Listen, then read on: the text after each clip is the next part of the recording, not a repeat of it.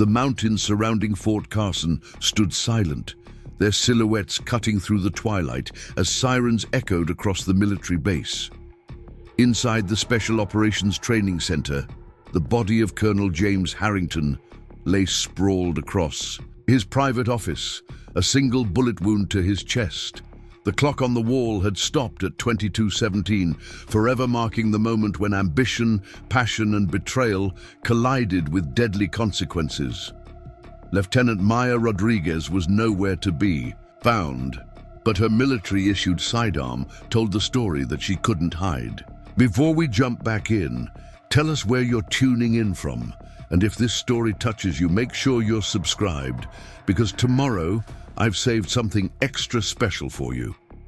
Colorado Springs maintained its military precision even in the most unforgiving summer heat.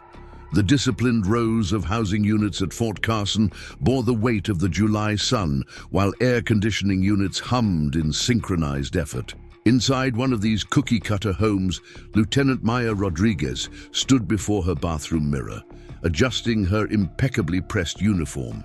Her dark hair pulled back into a regulation bun, not a single strand out of place. The physical embodiment of military perfection that had defined her 7-year career. At 30, Maya had achieved what many considered impressive advancement. Yet as she stared at her reflection, she barely recognized the woman looking back at her. Where was the passionate strategist who had graduated top of her class? The officer whose innovative battlefield simulations had once caught the attention of Pentagon officials. Now she felt like another cog in the machine, her strategic mind suffocating under layers of bureaucracy and her husband's constant reminders that she should be grateful for her stable position. Ethan Rodriguez moved through their home with the calculated precision of someone who understood systems and protocols better than people. As a cybersecurity specialist for military contractors, he lived in a world of ones and zeros, of problems that had definitive solutions. Their marriage had once felt like a perfect alliance, two ambitious professionals supporting each other's careers. But somewhere between his promotions and her stagnation, they had become strangers occupying the same space, their conversations reduced to schedules and obligations.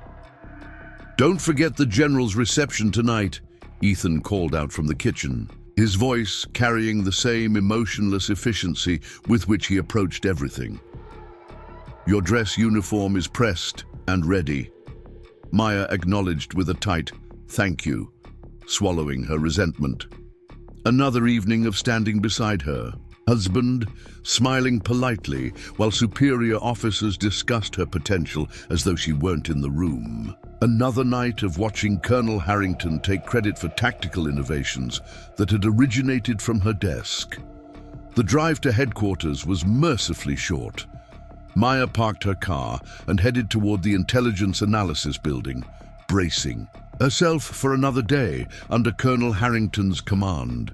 The morning briefing was already underway when she slipped into the room, taking her place at the conference table. "Nice of you to join us, Lieutenant Rodriguez," Colonel Harrington remarked, his steely eyes briefly meeting hers before returning to the presentation screen. At 45, James Harrington embodied the archetypal military commander, tall, imposing, with salt and pepper hair cropped close to his scalp and a chest full of medals that testified to his distinguished career. His voice carried the weight of authority that brooked no disagreement, especially from officers beneath his rank. Maya felt her spine stiffen. "My apologies, sir. Traffic at the East Gate." The briefing continued with updates on Operation Sky Shield, the upcoming joint exercise with NATO allies that had consumed the base's attention for months. Maya listened intently, making notes on potential weaknesses in the communication protocol that seemed to have been overlooked. When Harrington opened the floor for input, she hesitated only briefly before raising her hand. "Sir, I've identified several vulnerabilities in the proposed communication chain between ground forces and air support. I've prepared an alternative approach that could eliminate these blind spots. She slid a folder across the table. Colonel Harrington glanced at the documents, his expression unreadable. "I'll review these, Lieutenant." Dismissed everyone. As the room cleared, Maya gathered her materials, preparing to leave when Harrington's voice stopped her. "Rodriguez, a moment." Alone in the conference room, the atmosphere shifted. Harrington closed the door, standing uncomfortably close as he examined her proposal. "This is surprisingly insightful, Lieutenant." "Thank you, sir." Maya tried to ignore the way his eyes lingered on her face rather than the documents. "Join me in my office at 1900 hours. I'd like to discuss your ideas in greater detail. This could be the breakthrough we need for Sky Shield." His voice had softened, losing its commanding edge. "You've been overlooked for too long, Maya." The use of her first name wasn't lost on her. It violated protocol, crossed a line that should remain solid. Yet the acknowledgement of her capabilities sent a thrill through her that she couldn't deny. "Yes, sir. I'll be there." The day passed in a blur of administrative tasks and preparation for the evening meeting. Maya messaged Ethan that she would miss the general's reception, citing work obligations. His reply was predictably brief. "Understood. We'll make excuses." At exactly 1900 hours, Maya knocked on Colonel Harrington's office door. Her presentation, materials tucked under her arm. The office was surprisingly dimly lit, with only a desk lamp casting long shadows across the military accolades lining the walls. Harrington had removed his uniform jacket, his white shirt crisp against his tanned skin. "Come in, Lieutenant. I've poured us some coffee." He gestured to two mugs on his desk, the formality of their ranks momentarily suspended. For 2 hours they dissected her proposal, Harrington asking pointed questions that challenged her thinking, forcing her to defend and refine her approach. Maya felt alive for the first time in months, her mind engaged in genuine tactical discussion rather than routine paperwork. Harrington was attentive, appreciative of her insight in a way that Ethan had never been. "Your husband doesn't understand what he has," Harrington commented as they concluded, the personal observation cutting through the professional atmosphere like a knife. "A mind like yours is wasted on operational reports." Maya stiffened. "My marriage isn't relevant to this discussion, sir, isn't it?" Harrington leaned forward. "I see how you come alive when your intelligence is actually valued, Maya. When was the last time someone saw you, really saw you?" She gathered her papers, uncomfortable with the direction of the conversation, yet unable to deny the truth in his words. "Thank you for your time, Colonel. I should be getting home." "Of course." He stood, walking her to the door. "But remember, I see your potential, and I'm in a position to do something about it." The weeks that followed established a new pattern. Evening strategy sessions with Colonel Harrington became regular occurrences, each one pushing further into personal territory, even as they produced genuine advancements for Operation Sky Shield.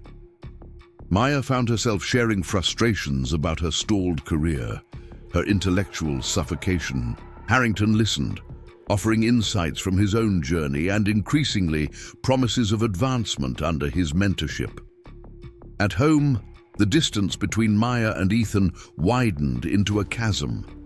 He retreated further into his digital world while she found excuses to return to base, to Harrington's office, where her ideas were valued and her ambition encouraged. The colonel began assigning her to lead briefings, putting her name on reports that went to command. For the first time in years, superior officers were noticing her work. 2 months into this arrangement, Harrington suggested they meet off-base to discuss a particularly sensitive aspect of the operation. "There's a cabin in the mountains," he explained. "Private, secure. We can speak freely there without concern for security protocols or prying ears." Maya knew she should decline. The location, the privacy. It crossed professional boundaries in ways that couldn't be justified by strategic discussions. Yet the prospect of working without constraints, of having her intelligence recognized without the stifling hierarchy of the base, proved too tempting. The cabin was rustic but comfortable, nestled among pine trees, with views of the distant mountains. Maya arrived first, setting up her laptop and documents across the wooden dining table. When Harrington appeared, he brought not only tactical blueprints, but wine and prepared food from an upscale restaurant in town. "We can still think while enjoying some comfort," he explained, uncorking the bottle. "God knows we've earned it with the hours we've been putting in." The strategy session was productive, their collaborative energy generating solutions that had eluded the entire planning committee. As evening descended and the wine bottle emptied, the conversation drifted from tactical analysis to personal philosophies, to shared frustrations with military bureaucracy. Harrington spoke of his own marriage, a union that existed now primarily on paper, his wife having built a separate life on the East Coast, appearing only for official functions. "We all make compromises," he said, refilling their glasses. "Preparing and narrating this story took us a lot of time, so if you are enjoying it, subscribe to our channel. It means a lot to us. Now back to the story." But at what point does compromise become surrender? The question hung between them, charged with unspoken implications. Maya found herself confessing the emptiness of her home life, the gradual erosion of the passion and purpose that had once defined her. Harrington listened, his eyes never leaving her face, offering understanding that she had craved for so long. Their first kiss happened as naturally as the sun set outside, an inevitable conclusion to months of intellectual intimacy. Maya knew it was wrong, knew the regulations against fraternization, especially between officers of different ranks. Yet in that moment, with Harrington's hand gentle against her cheek, the rules seemed distant and inconsequential compared to the recognition she had finally found. What began that night evolved into a secret relationship conducted in stolen moments, mountain hikes that led to secluded clearings, strategy sessions that extended into the evening hours, carefully orchestrated training exercises that required joint oversight.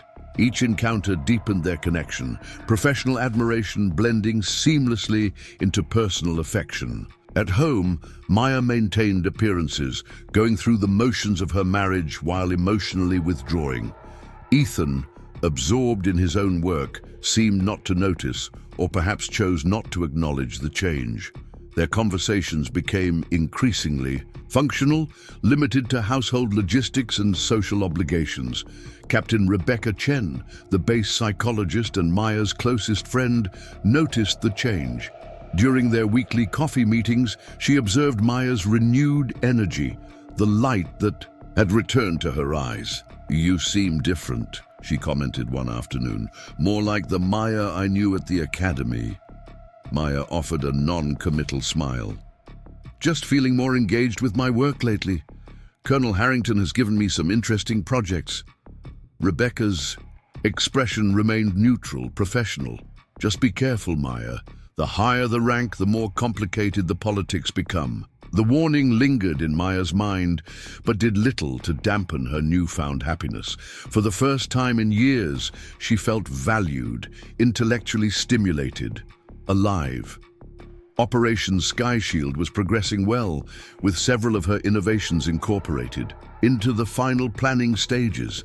Her name appeared on official documents, her input sought in command meetings. Harrington was keeping his promises, elevating her visibility while deepening their personal connection. 6 months into their affair, Maya was assigned to a temporary duty station in Washington, D.C., presenting their communications protocol to Pentagon officials. The assignment represented a significant career opportunity, one that Harrington had orchestrated behind the scenes. The 3-day trip was a professional triumph, with senior officers expressing interest in implementing her strategies beyond. Operation Sky Shield She returned to Fort Carson energized, eager to share her success with James. They met at the cabin, where he had prepared a small celebration. As they toasted her achievements, Harrington revealed his broader plan. "There's a position opening at Strategic Command," he explained, his voice warm with pride. "Deputy Director of Communications Integration. I've already spoken to General Wells about recommending you." Maya stared at him, processing the magnitude of such an opportunity. "That's 2 ranks above my current position. There would be questions." "Let me worry about that," Harrington assured her, taking her hand. "Your work speaks for itself. With my endorsement and these Pentagon connections, it's entirely possible." That night, their relationship shifted again as they discussed a future that might allow them to be together openly. Harrington spoke of retirement after Sky Shield, of taking a consulting position that would remove the chain of command complications. Maya allowed herself to imagine it, a life where her professional abilities and personal happiness could coexist without compromise. The fantasy shattered 2 weeks later when Staff Sergeant Tyler Walsh, a communications specialist assigned to their unit, requested a private meeting with Maya. His demeanor was unusually nervous as he closed her office door. "Lieutenant Rodriguez, I need to discuss something of a sensitive nature." Walsh's eyes darted to the doorway before continuing. "I've been assigned to analyze the secure communications network for Operation Sky Shield, including retrieving deleted messages as part of our security protocol." Maya felt her stomach tighten. "And I've discovered communications between you and Colonel Harrington that are personal in nature, messages scheduled for automatic deletion that were cached in the system." The blood drained from Maya's face. Their personal communications had always been kept off official channels, or so she had believed. "What exactly are you implying, Sergeant?" Walsh shifted uncomfortably.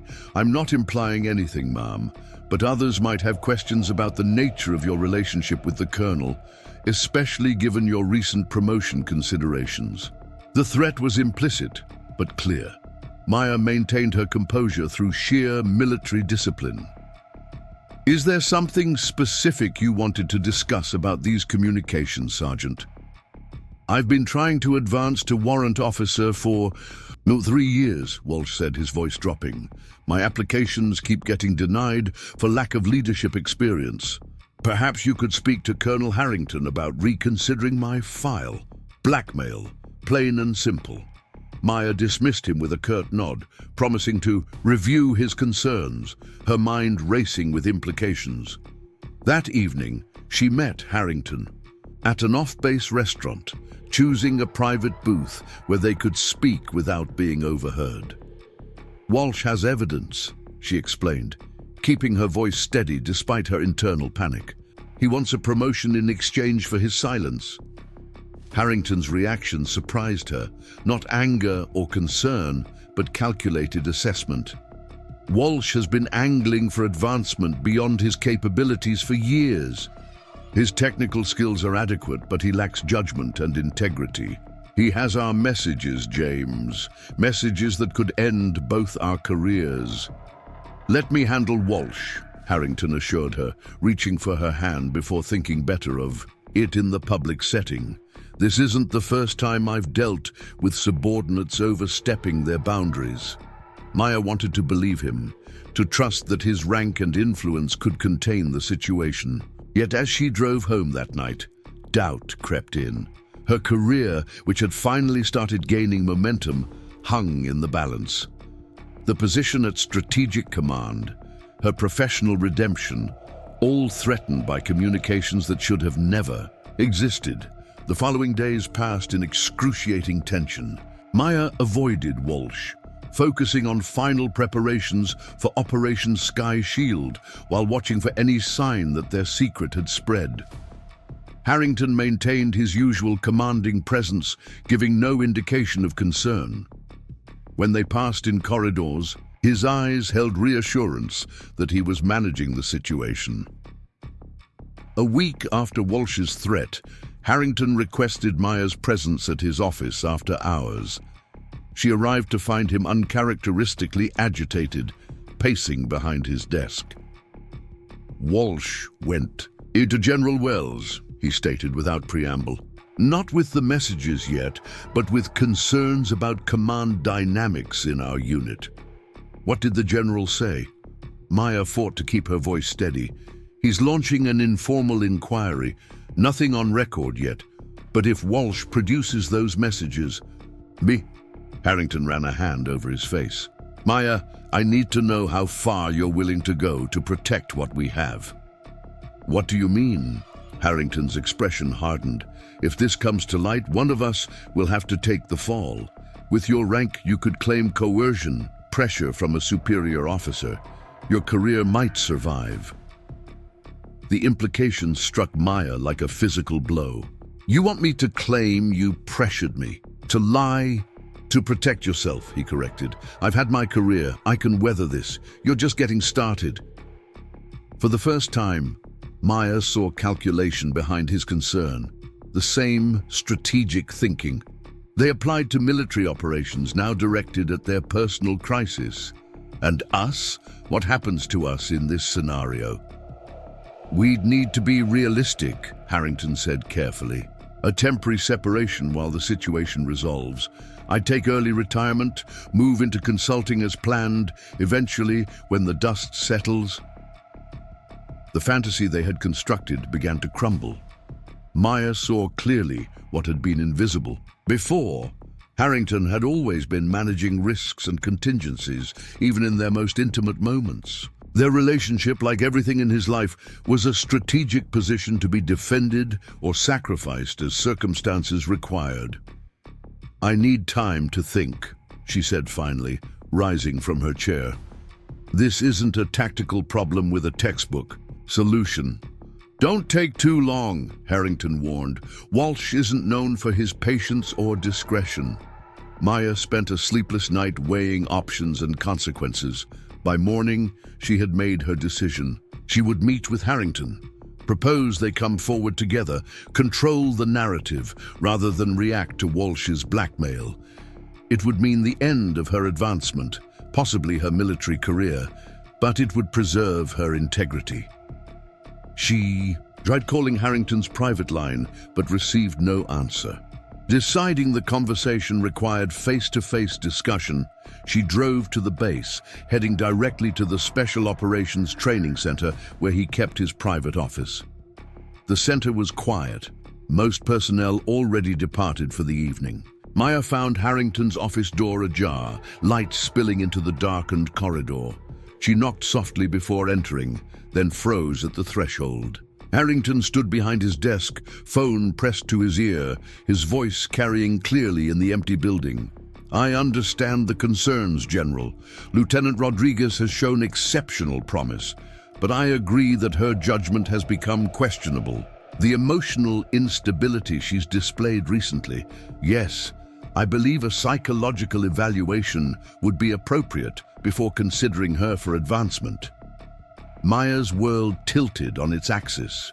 As Harrington continued describing her supposed emotional deterioration, her growing obsession with him, she realized he had already chosen his strategy, sacrificing her reputation and career to preserve his own. She must have made a sound, because Harrington suddenly looked up, eyes widening as he saw her in the doorway.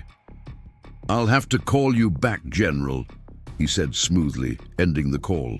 Maya, you should have announced yourself. His tone was even controlled, as if she hadn't just heard him destroying her future. You're setting me up, she stated flatly, making me sound unstable, so anything I say about us will be dismissed. Harrington sighed, spreading his hands in a gesture of regret. You have to understand the position we're in. Walsh went to the general with copies of those messages this afternoon. I'm trying to minimize the damage. By destroying my reputation, by making me sound mentally unfit. Maya's voice rose despite her efforts to remain calm. Was any of it real, James, or was I just another tactical exercise? Of course it was real. He moved from behind the desk, reaching for her. "But we have to be practical now. Your career can recover from a temporary setback. A full investigation into fraternization would end both our careers permanently." Maya stepped back from his touch. "You told me you saw me, that you valued my mind, my abilities. Was that just another strategy to get what you wanted?" Harrington's expression hardened. "I did see you, Maya. I still do. But I've served 23 years. I'm not throwing away my pension and reputation because Staff Sergeant Walsh can't mind his own business. So instead, you'll throw away mine." The realization was ice in her veins. "You've already decided." "I've decided to handle this like the officers we are," Harrington countered, his voice taking on the commanding tone he used with subordinates. "The general already has concerns about your emotional state. If you make accusations now, it will only confirm what he's been told." Maya's hand moved to her hip, where her service weapon rested in its holster. She had signed it out earlier for required range qualification, planning to return it afterward. Now her fingers traced the metal, cold and certain against her palm. "You were never going to recommend me for strategic command, were you?" The question emerged with surprising calm. Harrington's hesitation told her everything. "Maya, be reasonable. A lieutenant doesn't jump to deputy director without raising questions we can't afford. All those promises, all those nights planning our future." Her hand closed around the grip of her pistol. "Another strategic deception." "Put your emotions aside and think," Harrington snapped, his patience visibly thinning. "This is your career we're discussing. I'm trying to help you." "No." Maya drew her weapon in one fluid motion, muscle memory from countless training exercises. "You're trying to help yourself. You always were." Alarm flashed across Harrington's face as he registered the gun pointed at his chest. "Maya, think about what you're doing. This isn't you." "Isn't it? You're the one who told General Wells, 'I'm emotionally unstable.'" The irony wasn't lost on her as her finger rested alongside the trigger guard. "Maybe you were right. Lieutenant Rodriguez, I order you to stand down." Harrington's voice took on the full authority of his rank, the tone that had commanded troops through 3 combat tours. For the first time in her military career, Maya ignored a direct order. "You were going to destroy everything I've worked, for everything I am, to protect yourself. That's not—" Harrington began, taking a step toward her. The gunshot echoed through the empty building, a single report that seemed to stretch into infinity. Colonel James Harrington looked down at his chest in disbelief, crimson spreading across his white shirt, before collapsing against his desk. Papers scattered to the floor. Tactical analyses, personnel reviews, the fragments of careers and operations reduced to disordered chaos. Maya stared at what she had done, her training finally asserting itself through the shock. She checked for a pulse, finding none. The colonel's eyes stared unseeing at the ceiling, the authority and calculation that had defined him now absent. Sirens sounded in the distance. Someone had heard the shot. Maya knew she had minutes at most before security forces arrived. In that moment of clarity, she realized there was nowhere to run, no tactical retreat that could undo what she had done. She placed her weapon on the desk, sat in the visitor's chair facing Harrington's body, and waited for the consequences of a war waged not on distant battlefields, but in the territory of her own heart. Special Agent Layla Sharma arrived at Fort Carson as dawn broke over the mountains. Her CID credentials granted her immediate access to the crime scene, which had been secured throughout the night. Colonel Harrington's office remained exactly as it had been found. Papers scattered across the floor, a coffee mug half empty on the desk, and the outline where his body had lain before being transported to the morgue. Maya Rodriguez had been taken into custody without resistance, offering no statement beyond her name and rank. She sat now in a holding cell at the base detention facility, having declined legal representation, a detail that struck Sharma as noteworthy. Has she said anything at all about what happened? Sharma asked First Lieutenant Sullivan, Harrington's assistant, who had discovered the body after hearing the gunshot. Nothing, ma'am. Just stared straight ahead, like she was at attention, even in handcuffs. Sharma nodded, surveying the room with practiced precision. 7 years with the Criminal Investigation Division had taught her that military crimes often carried layers of complexity invisible to civilian investigators. The rigid hierarchy, the code of conduct, the unique pressures of service, all created an environment where traditional motives sometimes took unusual forms. The weapon was hers. Sharma confirmed, examining the bagged pistol on the evidence table. Yes, ma'am. Signed out yesterday afternoon for range qualification, standard procedure. And never returned to the armory. Sharma made a note. I'll need personnel files for both Colonel Harrington and Lieutenant Rodriguez, along with duty rosters and mission reports for the past 6 months. While forensics processed the scene, Sharma set up in a temporary office provided by Base Command. General Wells had made it clear that the situation required swift and discreet handling. Operation Sky Shield involved multiple international partners, and a command-level murder threatened to undermine months of preparation. Sharma immersed herself in the files, constructing timelines and relationship maps. Colonel Harrington's record showed an exemplary career spanning decades, with commendations for leadership in complex operations. Maya Rodriguez appeared equally.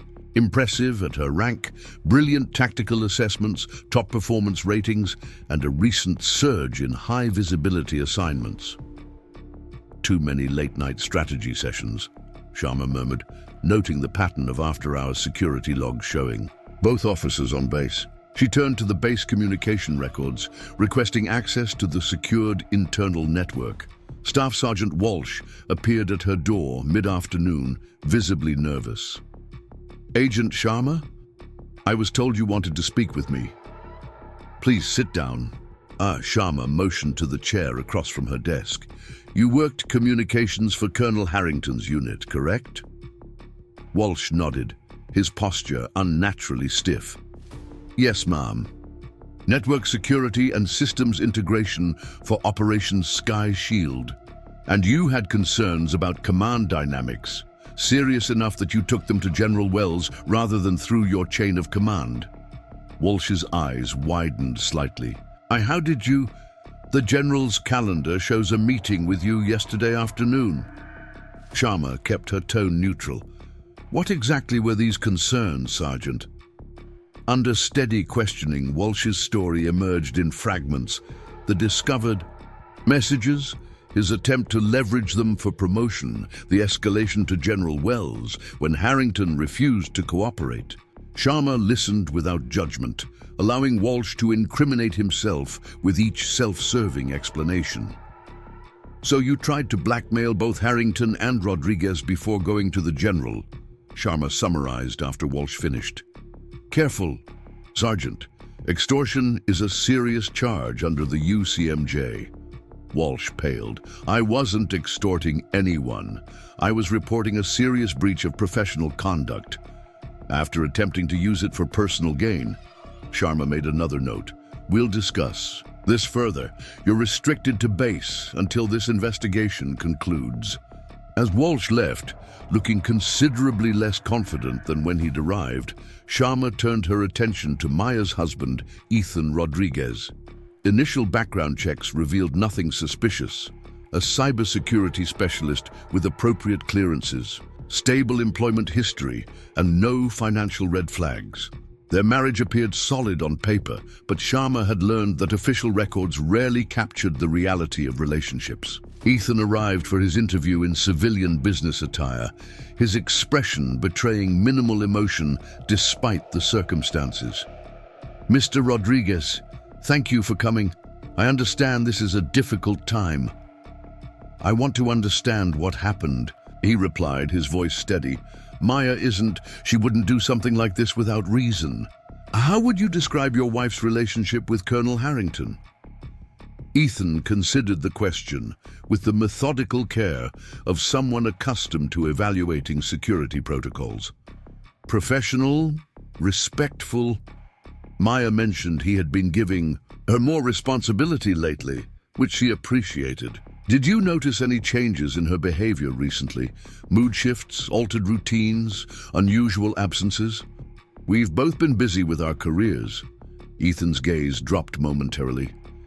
Maya's been working late often, preparing for Operation Sky, SHIELD. We haven't had much time together.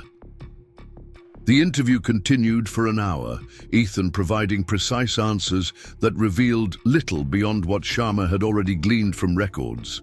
His emotional detachment appeared less like shock and more like a fundamental characteristic, a man who processed the world through logic rather than feeling. One last question, Mr. Rodriguez. When was the last time you and Maya discussed her aspirations, her goals beyond her current position? Something flickered across Ethan's face, the first genuine emotion Sharma had observed. I'm not sure I understand the relevance. Just building a complete picture, Sharma assured him. I suppose it's been some time, Ethan admitted reluctantly. Maya used to talk about strategic command positions, contributing to defense, policy. Lately, we've mostly discussed practical matters. After Ethan departed, Sharma prepared for her interview with Lieutenant Rodriguez. The detention facility provided a sparse interview room, a metal table, 2 chairs, and recording. Equipment monitored by military police outside. Maya entered in detention fatigues, her military bearing evident despite her circumstances. She sat with perfect posture, eyes forward, awaiting questions. Lieutenant Rodriguez, I'm Special Agent Sharma with CID. I'd like to understand what happened last night. I shot Colonel Harrington with my service weapon at approximately 22:17 hours, Maya stated, her voice mechanical. 1 round to the chest. I remained at the scene until security forces arrived. Why did you shoot him? He was planning to discredit me professionally, to portray me as emotionally unstable to protect himself from consequences of our relationship. Sharma kept her expression neutral. You were having a personal relationship with Colonel Harrington? Yes, for approximately 6 months. The directness was unusual for a homicide suspect. Most attempted to justify their actions or minimize their culpability. Maya offered facts with military precision, emotions seemingly compartmentalized away from her narrative. Tell me about the relationship. Maya recounted the progression from professional mentorship to emotional connection to physical intimacy. She described the cabin meetings, the promises of advancement, the shared frustrations with military bureaucracy. Throughout her account, her voice remained steady, as if delivering an after-action report. And your husband? Ethan and I have been functioning as roommates for years. He didn't notice the changes because he stopped seeing me long ago. Sharma sensed they were approaching the core truth. What changed yesterday? What made you take your weapon into that office? For the first time, Maya's composure wavered. I overheard his call with General Wells. He described me as unstable, obsessive. He was constructing a narrative where anything I said would be dismissed as the delusions of an emotional woman. You felt betrayed. I felt... Maya finally met Sharma's eyes directly.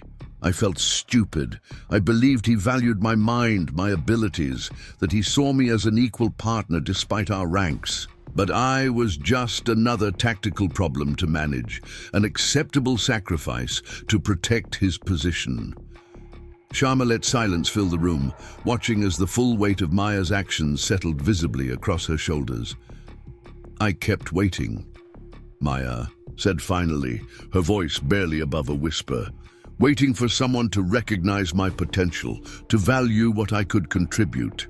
At home, at work, I kept making myself smaller, more acceptable, hoping eventually I would be seen. Colonel Harrington made me believe he saw me, That was a more effective tactical deception than any we ever planned for Sky's shield. In that moment, Sharma understood what had truly happened in Harrington's office. Not just a murder, but the violent collapse of a carefully constructed identity. "He was never going to recommend me for strategic command," Maya continued, a single tear tracking down her cheek. None of the promises were real. When I realized that, something broke. I couldn't go back to being invisible again. The investigation concluded 3 weeks later. Staff Sergeant Walsh faced charges for attempted extortion. Forensic analysis of the secure communications network confirmed the relationship and Walsh's unauthorized access. Maya Rodriguez was transferred to military prison, awaiting court-martial for the murder of Colonel Harrington. Special Agent Sharma submitted her final report, documenting the facts as required. What she couldn't include was what haunted her most: how systems designed to forge strength could simultaneously create such profound weakness. How a woman trained to engage enemy combatants had ultimately turned her weapon against the battlefield of her own diminishment. How beneath the precision and protocol of military life, the most dangerous threat had been the simple human need to be truly seen. Up next, you've got 2 more standout stories right on your screen. If this one hit the mark, you won't want to pass these up. Just click and check them out.